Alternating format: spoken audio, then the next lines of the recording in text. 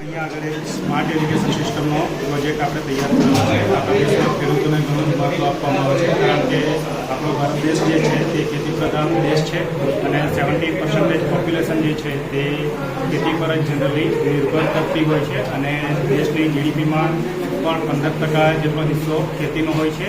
એટલે ખેડૂતોની સુખાકારી એ ભારતીય વ્યવસ્થામાં ખૂબ જ અગત્યની છે. આપણા દેશની સુખાકારી એ ખેડૂતની ખેતી વિકાસ પર આધાર રાખે છે, જેથી કરીને આપણે અહીંયા આગળ એક સ્માર્ટ પ્રોજેક્ટ રજૂ કરેલો છે, જેથી કરીને આપણે કુદરતી સંસાધનો જે છે તેનો યોગ્ય રીતે બચાવ કરી શકીએ અને મબલક પાક જે છે તે આપણે ઓછા સમયની અંદર અને ઓછા પાણીમાં તૈયાર કરી શકીએ. ઘણા બધા પાક એવા હોય છે કે જેને ઓછા પાણીની જ જરૂરિયાત હોય છે અને કેટલીક વખત વધારે પાણી અપાઈ જતું હોય છે અને અમુક પાક એવા હોય છે કે જેને ફક્ત મીડિયમ એટલે કે મધ્યમ પાણી જોઈતું હોય છે અને વધારે પાણીથી એમાં નુકસાન પણ થઈ શકે. તો યોગ્ય પ્રમાણમાં પાણી મળી રહે એટલા માટે આપણે આ સ્માર્ટ ઇરિગેશનનો પ્રોજેક્ટ અહીંયા આગળ રેડી કરેલો છે. આ જે પ્રોજેક્ટ છે એની અંદર આપણે અર્ડુનો યુઝ કરેલો છે અને પાવર સેલનો પણ યુઝ કરેલો છે, જેથી કરીને આપણે અર્ડુનોથી પ્રોગ્રામ કરી શકીએ કે માટીની અંદર ભેજનું પ્રમાણ આપણને કેટલું જોઈએ છે.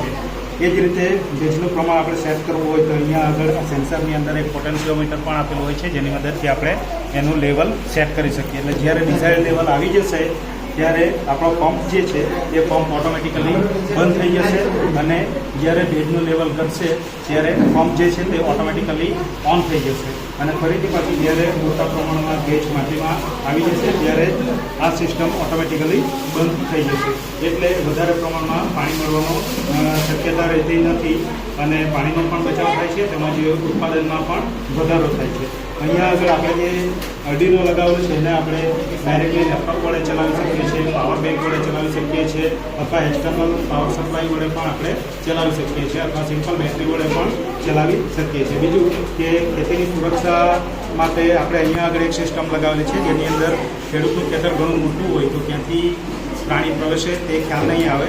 તો અહીંયા આગળ જ્યારે પણ પ્રાણી પ્રવેશવાની કોશિશ કરે ત્યારે કોઈ પણ 2 વાર વાયરને ટચ કરતા અવાજ આવશે અને ખેડૂતને ખ્યાલ આવી જશે કે ખેતરમાં પ્રાણી આવે છે.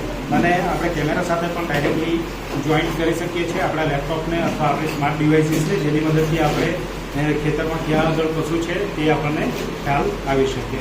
ઓકે, તો આટલો અમારો પ્રોજેક્ટ હતો, જેથી કરીને ખેડૂતોની ખેતીમાં યોગ્ય રીતે વધારો કરી શકે, કુદરતી સંસાધનોનો બચાવ કરી શકે અને ખેતીમાં વિકાસશીલ પ્રગતિ આપણે આ મોડેલ દ્વારા લાવી શકીએ. Thank you.